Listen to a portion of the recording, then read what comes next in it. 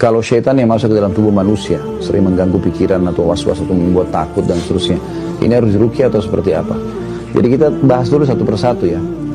Ada orang kesurupan syaitan, itu karena syaitannya yang iseng. Ya. Dia syaitan iseng, dan ini biasanya dia bisa masuk kalau kita jauh dari ibadah. Ya, kita jauh dari ibadah. Misalnya memang kita nggak pernah zikir pagi sore, sholatnya bolong-bolong segala macam. Nah ini kalau kita datang ke satu lokasi, syaitan seperti penjahat lagi lewat, dia kemudian mengganggu. Gitu. Nah ini biasanya lebih mudah untuk keluarkan, karena dengan dia ibadah, dia lari ke ibadah, maka syaitannya akan merasa kegerahan, kemudian dia akan keluar, gitu kan. Yang kedua, syaitan juga bisa masuk kalau dia marah, karena ada perbuatan kita yang membuat dia marah, seperti misal kasus, kita kan dianjurkan untuk tidak menyiram air panas atau kencing sembarangan di tempat kosong, kecuali sudah baca Bismillah atau isti'adzah, a'udzubillahi minasyaitonirrajim, gitu kan.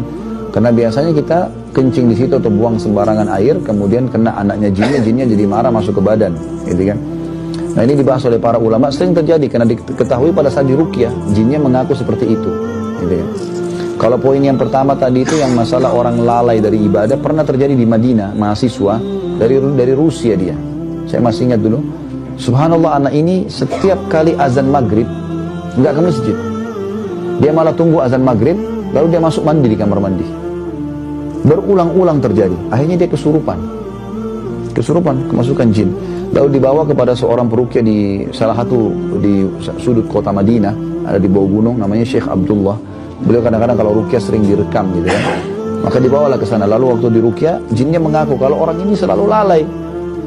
Lagi azan dia pergi masuk kamar mandi tempat kami masuk menyelamatkan diri. Saya lihat orang ini buka diri, maksudnya terbuka, maka saya masuk. Dan kalau ditanya lalu apa tujuannya syaitan masuk ke dalam badan? Banyak. Yang pertama, dia mudah menguasai.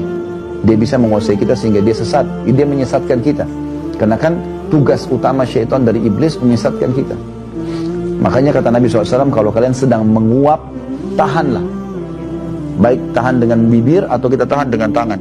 Karena kalau dia buka, maka syaitan akan masuk ke dalam tubuhnya dan menguasainya. Jadi bisa menguasai sebenarnya gitu kan. Apalagi kalau lagi sholat. Jadi ini contoh-contoh. Jadi yang pertama bisa saja kena kelalaian kita maka dia masuk. Yang kedua karena dia iseng gitu kan. Yang ketiga karena dasarnya kitanya manggil-manggil. Kitanya suka manggil-manggil ya. Ini biasanya orang yang kayak semua kasih sesajen di gunung-gunung, di gua, di lautan, lalu dia panggil-panggil wahai penjaga gua, apalah penjaga gunung, panggil-panggil namanya.